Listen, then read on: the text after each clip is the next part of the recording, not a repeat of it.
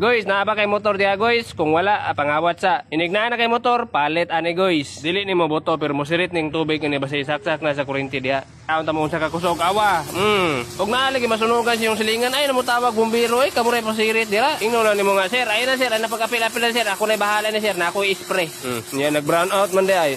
Diha na ka motawag og bumbiro. Di mo nimo sirit ug dili ni makasaksak sa kuryente. Tanawa pagitaon ta mo guys kung unsa ni ka kusog. Wala ko binuang dire guys, kinamiligya ko dire basta di mo palit, pabarang mo tanan. Awaw. No, tanawa pagitaon ta mo. Diha nimo makita nga walay kamo. Ug gusto po kag dili na kay sakit, pag move on lang ay tuyo ka lang.